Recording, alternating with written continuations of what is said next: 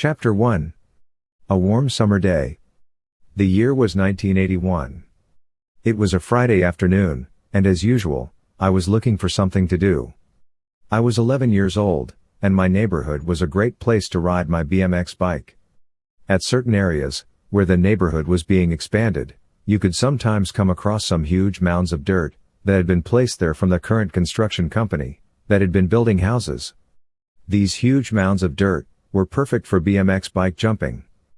There was no feeling like soaring through the air and feeling that rush of the moment. When I was young, there was one man that captured my attention. He would jump his motorcycle over a line of buses. I never seen anything like it before. He was so popular during this time, he had his own special on television titled ABC's Wide World of Sports. The daredevil's name was Evil Knievel. When I saw him jump his Harley Davidson through the air, I knew that I wanted to experience the closest thing to that, which would be on my BMX bike. I jumped almost anything and everything back then. I'd do almost anything, just to feel that rush. It was great. I made a lot of jumps, and I also missed my fair share. Thankfully, I never broke any bones. I was very lucky.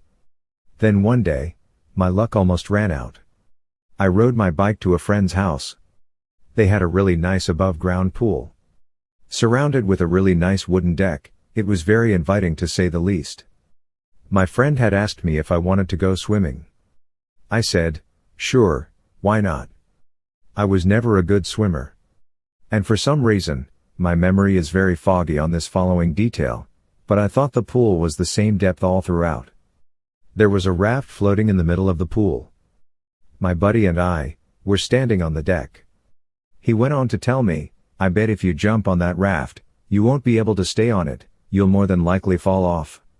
It's important to note here, that his older sister was sunbathing in a chair on the deck. So I volunteered to jump on the raft first, as I was trying to hopefully impress his much older sister. As I jumped, I couldn't believe what I was doing. I had a bad feeling right away. And as he said, I fell off the raft. That's when I quickly realized that the pool was really deep in the middle. I started to panic. I was trying to come up for air, and I was struggling very badly. I felt myself going down, as I couldn't seem to get above water. Then, at the very last minute, I felt someone underneath me, pushing me above water. I almost took out my friend, as he was saving my life. After I made it to the edge of the pool, I grabbed a hold of the top part of the pool wall.